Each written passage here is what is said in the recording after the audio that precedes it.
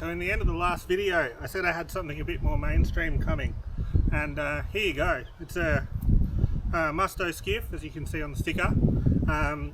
Basically how this came about is the bloke that I sit next to at work, sort of on the desk behind me, he's the current national champion and the class president as well. And we got talking about my moth videos, and then I said, oh, I should do something with the Musto Skiff one day, sort of thinking, yeah, I might get to take one for a sail for half an hour or something. And then we sort of got talking. I'm like, oh, I went to the States, and the States aren't booked in yet, but then the Nationals are actually at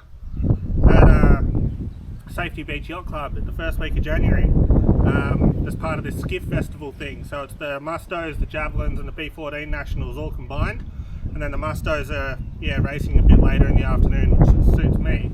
And obviously I didn't have a Musto Skiff, so then it turns out the class association, they've got a demo boat that was sitting in some guy's shed on a farm for the last 4 years, and no one's using it or been using it. So then we had the idea, why don't I borrow a Musto Skiff for a month, try and learn how to sail it, and go to the Nationals and try not to come last. So this video series is basically going to be about sort of just giving this thing a check over, and we're going to learn how to sail it in the next 4 weeks. It's the 26th of November now, and I think the Nationals start on about the 3rd of January. So closest I get to the wire of a skiff these days is watching the 18s every Sunday afternoon on YouTube. So this will be a real sort of challenge, going from occasionally sailing a moth on a lake to turning up to the Nationals in 3 or 4 weeks with a boat I've never seen, let alone sailed. This is the closest I've ever been to one. So we'll rig it up now, see what we're dealing with, replace any little things that look like they're going to let me down. Obviously I'm going to have boat handling issues, so I want to try and address any issues that are going to sort of could end races just by lack of maintenance. But it looks pretty good, but we'll just check the shot cord and the pulleys and everything. I fully expect I'm going to have a few races where I stuff it in a jibe or whatever, so let's just make sure that those are the mistakes that we drop races for, and not little things that can easily be fixed now.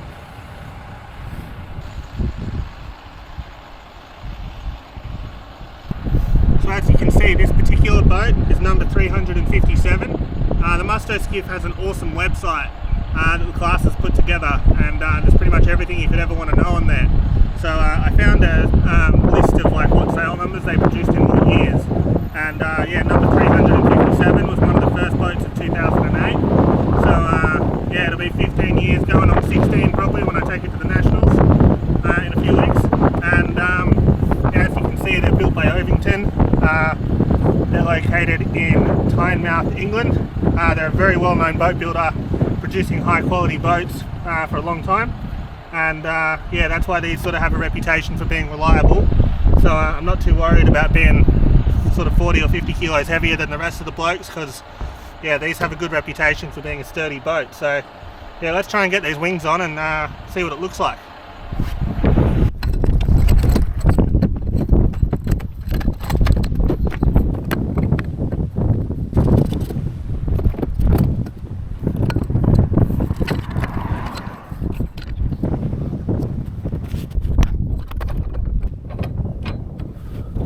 So I was just freeing up the halyards here, ready to step the mast, and I noticed our first problem.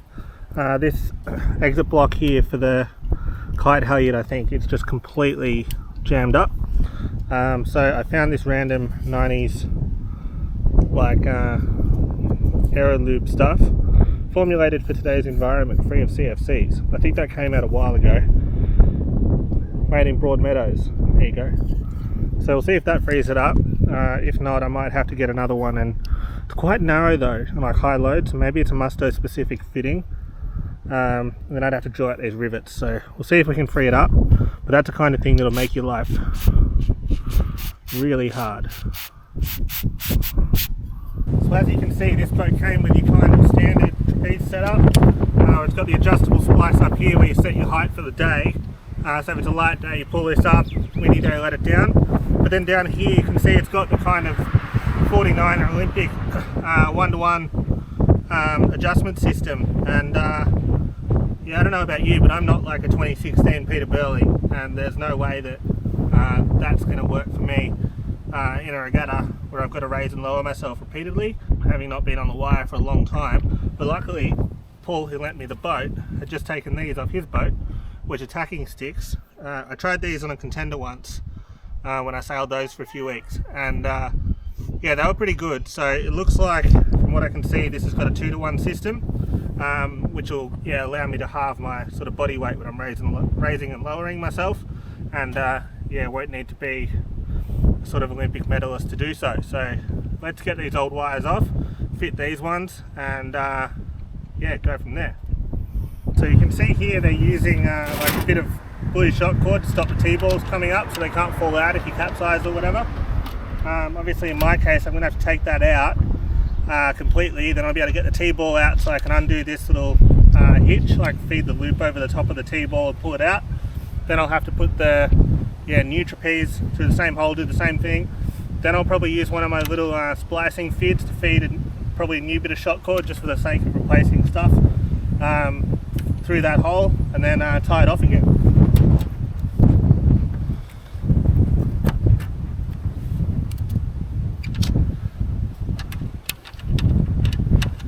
So there's one, there's two.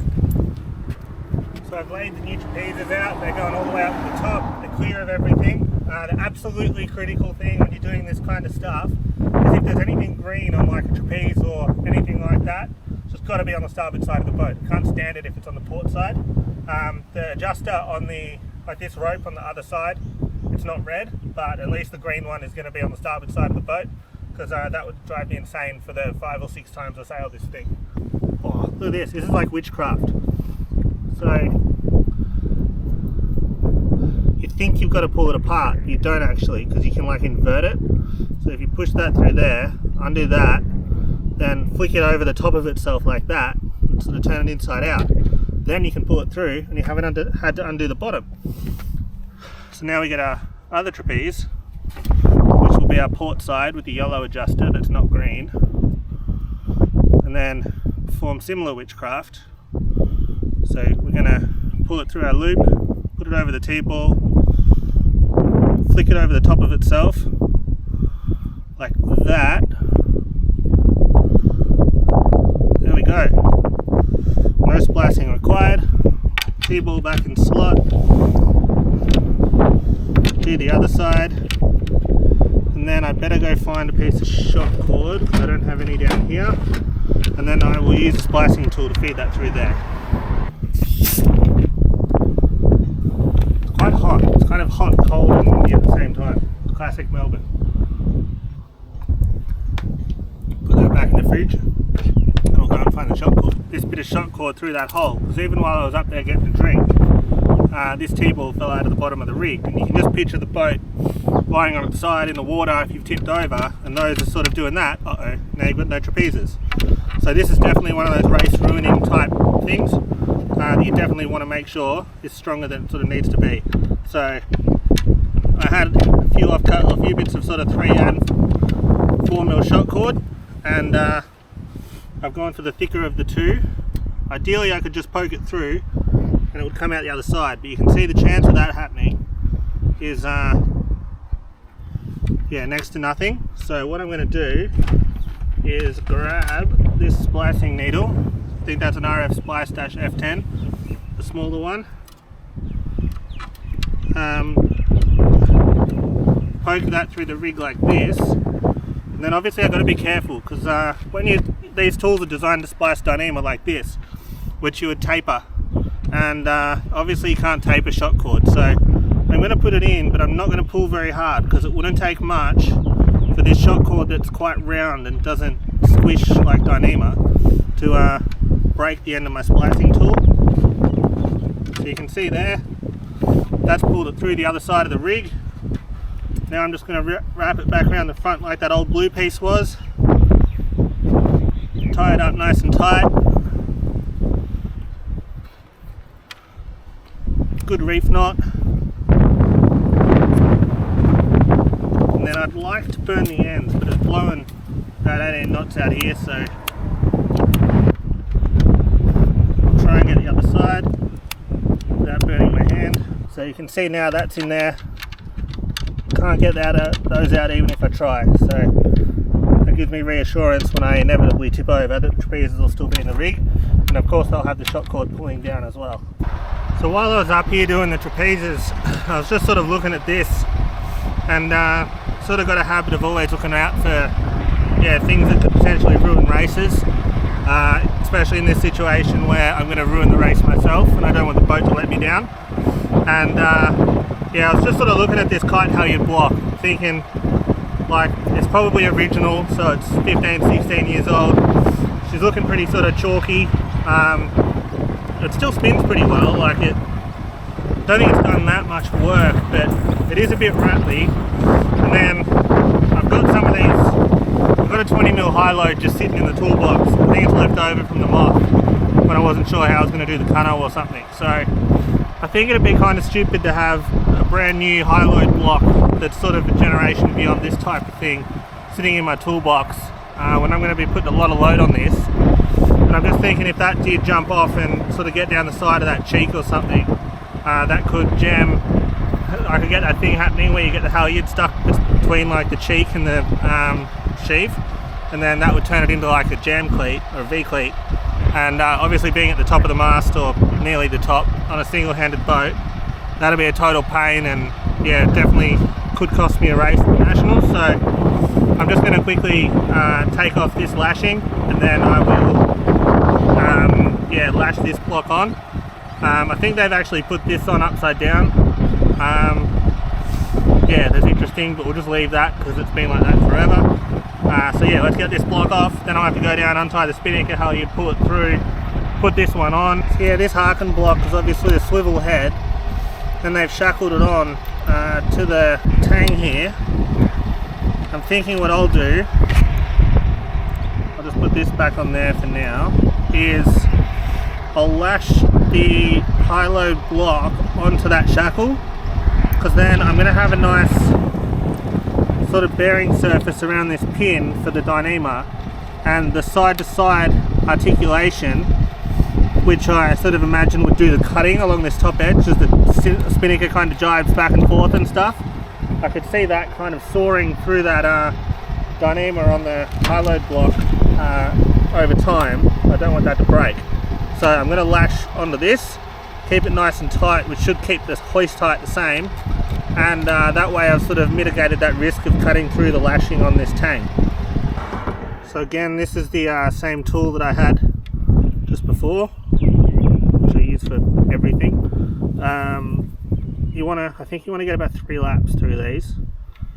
I'm just going to get as many in as I can because this is going to have some load on it. There we go. Nice and tight through the hub of the block, so that none of the load's really on the plastic bit, it's all going through this dyneema. And then I'm just going to tie that off as best I can, keeping in mind the old saying, if you can't tie knots, tie lots. I probably can tie knots, so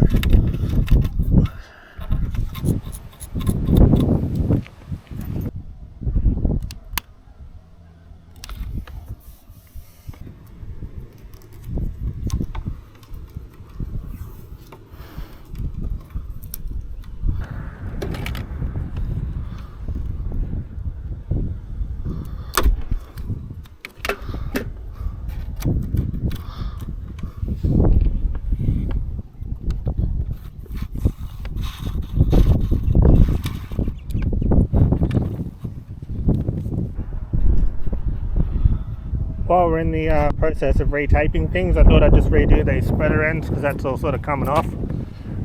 Don't want that to snag on the main or anything. I've also just quickly measured the spreader length from sort of here to here, and I believe it's meant to be about 385 for that tuning setup I'm running. It's measuring 400 at the moment, so you think that'll give me more stiffness sideways. So again, that's another thing I'm just going to leave for now, and then ask the other guys next week once we've got the main up and have a good look at it.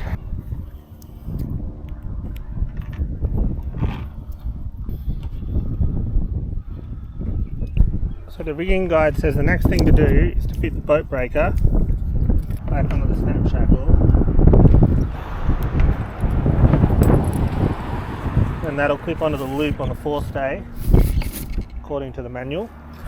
I'll have that there, but I have the lowers ready to hook in because they're going to hold the mast while I fit the side stays. They've got stay masters, so that must be the right setting, and those pins are probably in the right spot. We'll see.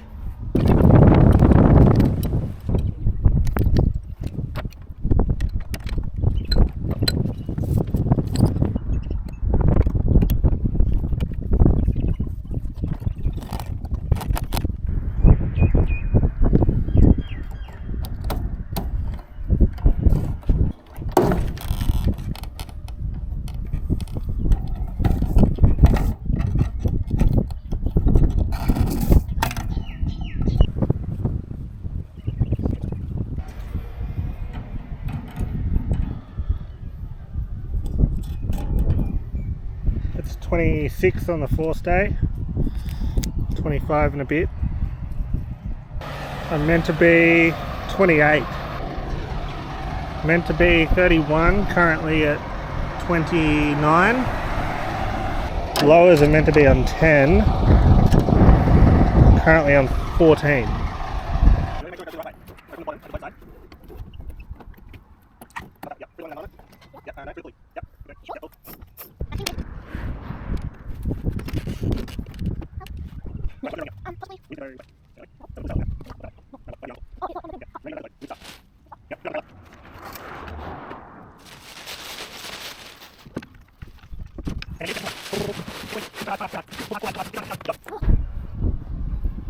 Yep, now we want to turn without hitting the car. Good job. Now, what about people on the sidewalk? I'll go around.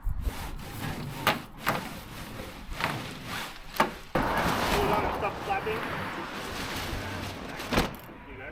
Now when you're trimming these, that's good. So yeah, exactly that. So you just keep letting it go until this edge curls, then pull it back. Ease.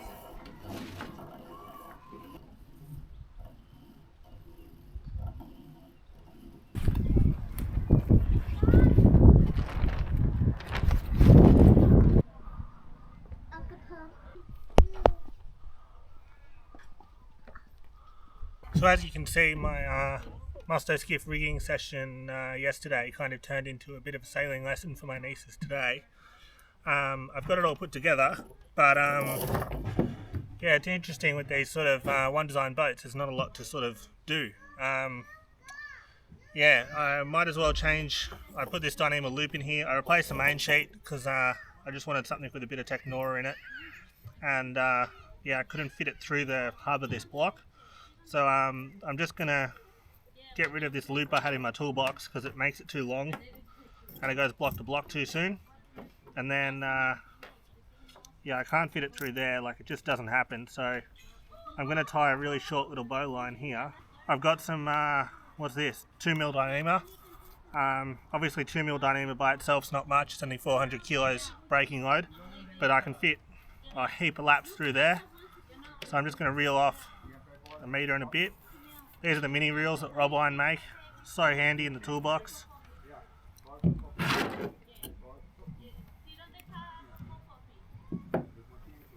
going to splice it onto there because I can't help myself.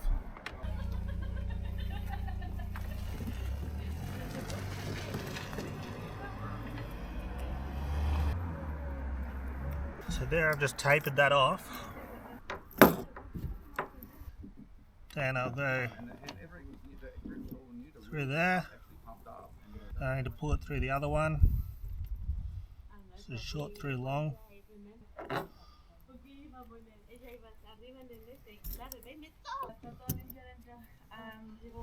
When are you doing the regatta for this boat? 3rd to the 5th or 6th of January.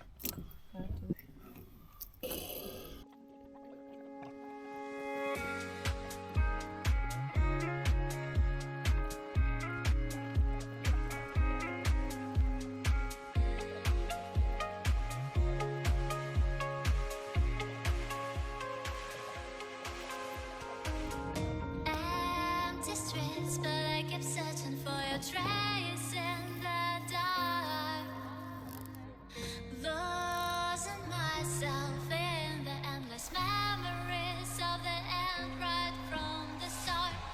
You're an obsession. Okay, so that's the Musto Skiff, mostly ready to sail. Still got a few issues with that little exit block at the bottom of the mast, and yeah, I haven't quite got the rig tune completely dialed in, but we're close enough. Probably a bit soft on the rig tension still, but I'll run through it with the other guys down at the club. In the next video, we'll take this thing for a sail. It's looking like it's going to be real breezy on Saturday and Sunday, so I might have to sneak up into the mountains or something, go up to Sugarloaf or somewhere a bit more sheltered to get the hang of it. But yeah, thanks for watching. If you like the content, please like and subscribe, and send it to any sailors that you think might be interested. Really appreciate reading the comments that everyone leaves, and next time we'll be down at the water ready to sail this thing.